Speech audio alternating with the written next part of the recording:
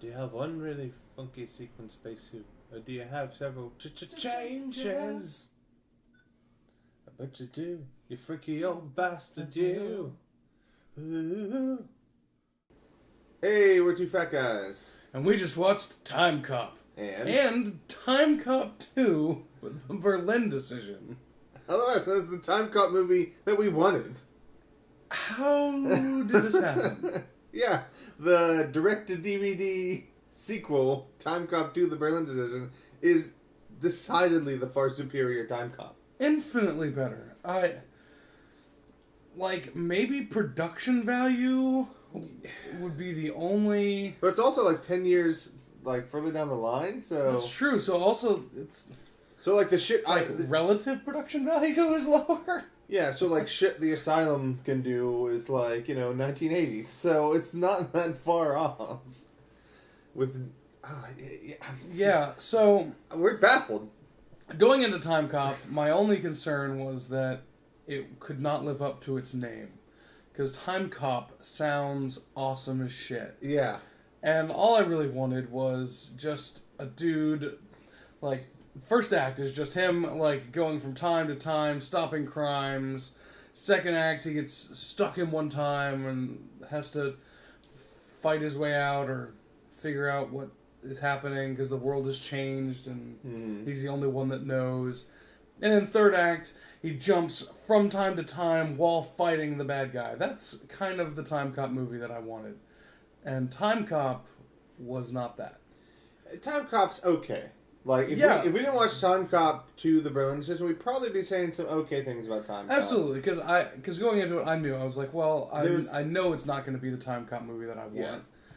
And it has its own stuff. It's got its own storyline. It's got the romance. It's trying to save his wife who was killed by time travelers. Mm-hmm. Yeah, it's not that badly written. I do enjoy sort of time travelers killing each other through killing them in the past. I think that's always a good device. Yeah, and they use the device that you can't touch your past self, or you both just blink out of existence. They say it a lot. The same matter can't occupy the same place, which doesn't actually make that much sense. But that at the same time, if you're at the same time, they. It doesn't. Yeah, it doesn't make a whole lot of sense. But it just means, hey, you can't touch past or future versions of yourself, or bad shit happens. I'm okay, that's fine. Yeah, I'll give Timecop did get off on the wrong foot with me because it opens with a 5-minute scene where they're explaining time travel as if I'm an idiot. I'm like, I know I know how time travel works. And I'm watching a movie about Timecop by choice. So yeah. I've seen 3 Back to the Future movies, not to brag. Yeah, and Jean-Claude Van Damme, obviously he's kicking the shit out of everything, which is awesome. I mean, as much as I don't like to really hear him act and talk, yeah, when he's kicking things, it's pretty good. Yeah, he talks a bit much, and there's definitely too much of his naked ass in the film. Yeah. Sadly. Yeah, the Jean-Claude Van Damme's ass to naked lady ratio is not okay. It's poor. It's a poor ratio. It's not the worst ratio you can have, but it's also not a good ratio. Yeah. And it's all right. It builds to a fair enough climax. The villain's okay.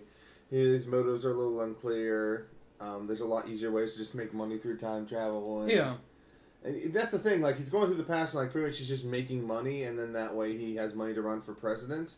Which, yeah, it's true. If you have a shitload of money, it's easier to get elected president. But there's so much more you can do with time travel. You'd be killing rivals and making deals with people's parents, and you can do a lot more time travel to set up political intrigue. So it felt a little hollow. But Jean-Claude Van Damme kicked some dudes in the last act, and there was fights in the rain and on top of a building. So yeah, it was like a Jean-Claude Van Damme action movie that had some time travel in it. Yeah, it's not wholly unsatisfying. But then we watched Timecop 2, The Berlin Decision, which opens in Nazi Germany. Yeah. So fucking thank you. Finally. No, so it opens not only in Nazi Germany, but with a team of time cops. Yeah, everybody, you start with these 2 people in a car, and they're oh, that guy's a time cop, he jumps out, and then 3 more time cops show up, then they go to a party, and 2 more time cops in Except them, when they get there, it's not just time cops, it's this other organization of time travelers. Preservation. Yeah, and all of a sudden, the time cops are why are you guys here? And they're oh no, we're just helping out because history's got to be preserved. Hitler's totally the worst, right? Wink. wait. What was that? What are you about? And the dude's like, we gotta kill Hitler, right? And Timecop's like, no. And it's just this guy had never heard of time travel before. He's like, why? We gotta kill Hitler. There's 0 things that can go wrong with it. Killing Hitler is the only option we have. And so there's a fight. So like shit goes down. Like they stop them from killing Hitler, but then our hero Timecop, Jason Scott Lee, he ends up killing that guy's wife in order to save Hitler. And which is great. I mean, having a Timecop save Hitler. Which then we have to make all sorts of jokes, like, what if Hitler just rose to power because he's surrounded by time cops? Yeah. And so, for one thing, I really like that then the bad guy's motivation in this movie was the same as the hero's motivation in the last one, where he's saving his wife who got killed by time travelers. Yes. Also, he wants to save Hitler. Also, he wants to kill Hitler. But mostly his wife at that point.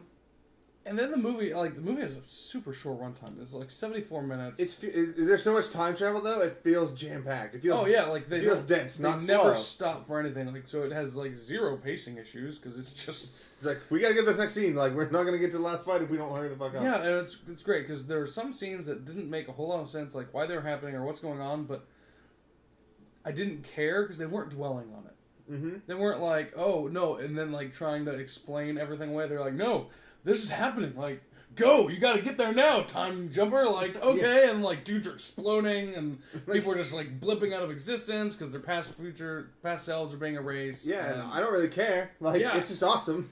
Yeah, and they totally treat it awesome. And then we get this really delightful scene where he's going back in time and like hunting for this guy, and then like loses him. He keeps missing him. He's like, jump just back to keeps the me front. too short. And he jumps back, and everything's changed. Everything's changed. Like, but there's a war, the doctor is now like a punk rocker, and then he goes like, back. The kind of stuff that's like... That's delight... Like, the kind of things that in Back to the Future 2 were, like, kind of funny. Because you're like, oh, all these characters are still together and they're friends, but look how wacky they are and different. Except it's, like, whereas Back to the Future, you spend a little bit of time there, they're just, like, really quick flashes that you can do really outlandish stuff. Like, this guy has an eye patch. He's like, why do you have an eye patch? Like, it's like, what do you mean? I've had this since the war. What war? Gotta go!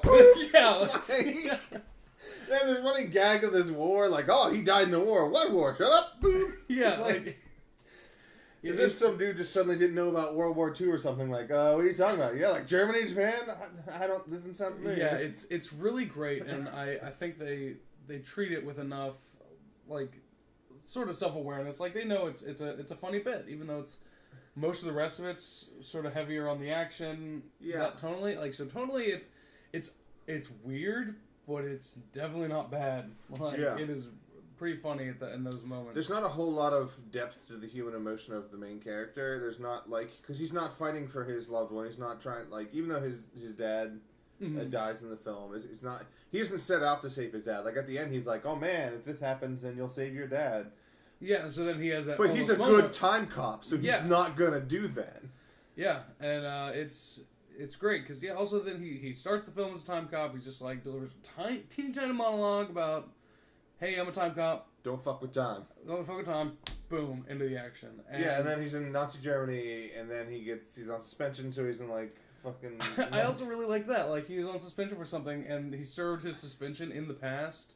So, like, in the present, they're like, he was gone, like, 3 hours. And they're like, well, yeah, but he did technically serve his suspension, so... It's kind of your fault for not telling him you couldn't do that. Yeah, that's right.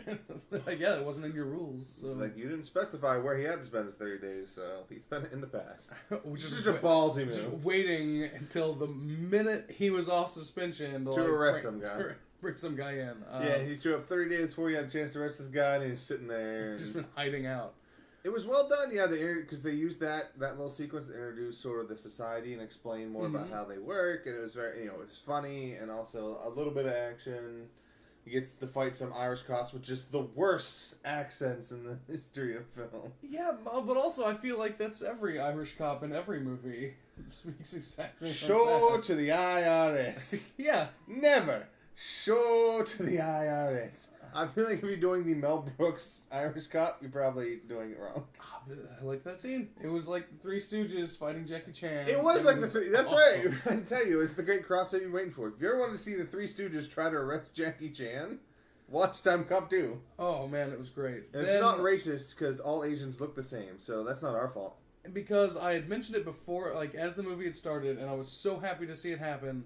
At the end of the movie, dude is fighting the bad guy while just constantly jumping through time, and they're just, like, going from time to time. Yeah, before the last fight, they give him this watch, like, hey, if he jumps, you'll be able to follow him, like, lock onto his trail or whatever. Yeah, like, some don't thank God for the whatever device. Who gives a shit? Yeah, thank God for the whatever device. Because then, like, he's like, oh, man, all right, he's trying to kill your ancestors in, like, the 1800s, so they're in a cowboy town. And he's like, you beat me, and he escapes, and then he jumps through, and they're in, like, Gangland, New York, and he's like, you fought me again. And he jumps to the 80s, to a nightclub, and he sees his parents grinding on each other. It's super weird. Yeah, it's real good. And then ends pretty satisfyingly.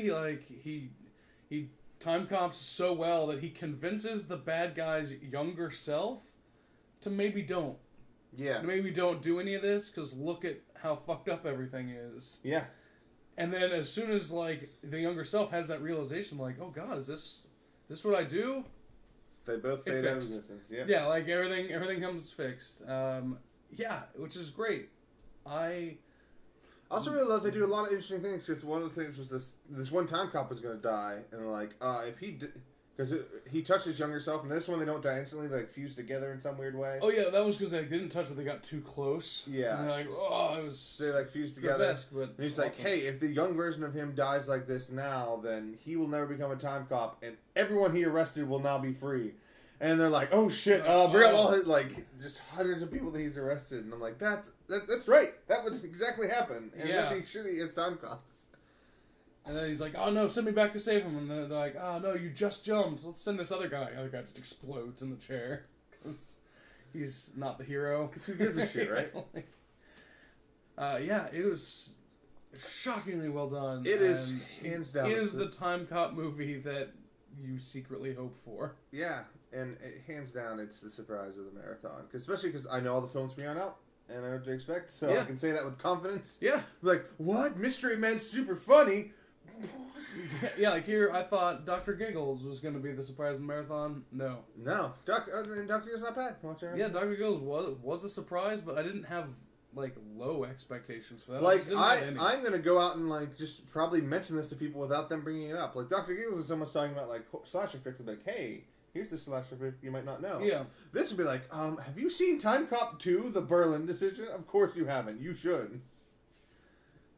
It was a Time Cop movie. It was the Time Cop movie. Yeah. And they're talking about rebooting it, and I hope it's just a shot-for-shot remake of Time Cop 2. Yeah. I hope some studio executive said, wait, that was the one we released direct-to-DVD? Why? We fucked up. We're gonna sort of redo it with maybe a white in the lead, because we're Hollywood. That's true. Only because this was direct-to-DVD. Maybe someone a little less kung fu. I don't... What's the not racist thing here? Blade. You get Wesley Snipes. What? Oh yeah, Wesley Snipes. Oh man, Wesley Snipes is the time cop. He can kick just like both of our time cops. Which is a requirement. Yeah. Yeah, and they immediately start kicking people too. They immediately start kickboxing, and I'm like, well, they're time cops, all right. Man, holy shit! I would love to watch Wesley Snipes as time cop. We would watch Wesley Snipes as anything though, because Blade was the surprise of that marathon. Yeah. Also, I think Time Cop. I think did you say they tried to make it a TV show? It was a TV show. Oh, really? Yeah. I would watch that. I'm gonna hunt for that. Yeah, because I think that sort of form would serve it well. Yeah, like where are we traveling in history now? I gotta stop some people who are trying to. It's great because they're even trying to stop people who are righting wrongs. Like that's. Yeah, they're like, don't change history, and like, but Hitler's awful. Like, yeah, he's awful, but he needs to live forever. Yeah, and like, so there's a monologue about why. Like, yeah, it's because like the past is the past. Like that's. Yeah, there's a great monologue from the main character's dad about like why fixing seemingly bad things is bad. Yeah, I'm glad that they hinted at that early on in the movie, and then you find out towards the end of the movie, it's actually like the villain and the dude's dad are having this philosophical argument about time travel. Although the villain is clearly wrong. He's like, well, we're only going to do good things. Like, that's his argument. He's like, how do we decide good things? He's like, well, I think we can all agree what's good. As human history has shown, we all agree on big moral issues. That's true.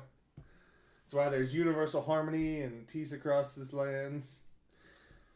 Yeah, so watch Timecop 2. You don't even need to see Timecop 1. Yeah, don't watch anything else, including these videos. Stop this. That's true. The tag at the end's not that funny. Like the fade out, it's not going to be that good this time. But Timecop 2 is that good, and it's like what 70 minutes. Yeah, 74 minutes. It's bite size. It is slightly longer than Jonah Hex, but only by a bit. But infinitely more enjoyable. Like you can't even measure it. It's so much more. Yeah, Jonah Hex was 70 minutes, and that included credits. This runtime didn't even include credits. Yeah. Speaking of movies that are amazing, Mystery Men's up next. Yeah, it is.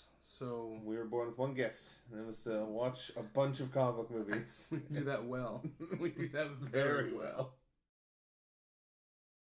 Well, we do it okay. Yeah.